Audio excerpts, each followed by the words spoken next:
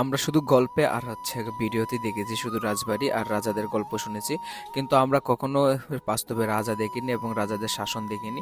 আর আজকের দিনটি আমরা সেই একটি ঐতিহ্যবাহী স্থানে গিয়েছিলাম, যেখানে আমরা রাজাদের শাসন এবং রাজাদের যে বাড়িঘর তা কীরকম হয় তা দেখার জন্য।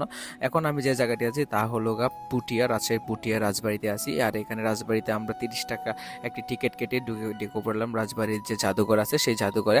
আর ঢুকে পড়তেই আমাদের টিকিটগুলো চেক করে আমরা এন্ট্রিতে ভিতরে ঢুকে যাব।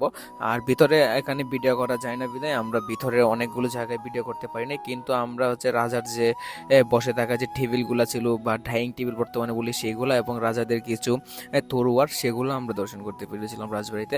এই পুটিয়া অঞ্চলে রয়েছে অনেকগুলো মন্দির, তার মধ্যে ঐতিহ্যবাহী একটি মন্দির হলো শিব মন্দির।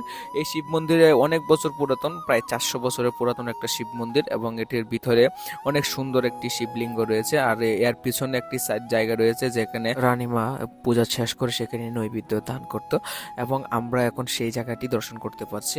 আমার সাথে সাথে আপনারাও দেখতে পাচ্ছেন এই পুঠিয়া অঞ্চলে যে রাজবাড়ি, সেই রাজবাড়ির ঐতিহ্যবাহী যে মন্দির, 400 বছর পুরাতন যে শিব মন্দির, সেই শিব মন্দিরে দেখতে পাচ্ছেন।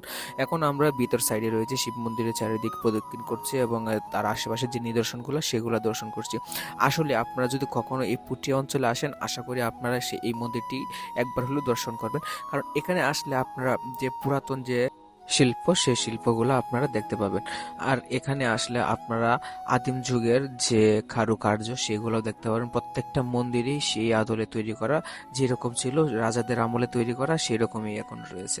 আপনারা এখানে আসলে যে শিব মন্দিরটি আছে সেটি অবশ্যই দর্শন করবেন। আর এর ভিতরে রয়েছে একটি বৃহত্তম একটি শিবলিঙ্গ, যেটি আমরা এখন দর্শন করব। আর আমি তার আগে মহাদেবের যে ঘণ্টা আছে শিব মন্দিরে, সেটি বাজিয়ে নিচ্ছি।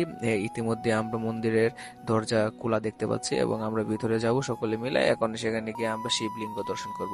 আমার সাথে সাথে আপনারা শিবলিঙ্গটি দর্শন করুন। আসলে অসাধারণ একটি শিবলিঙ্গ আমাদের এই পুঠিয়া অঞ্চলে যে রাজবাড়ি আছে সেই রাজবাড়িতে ছিল।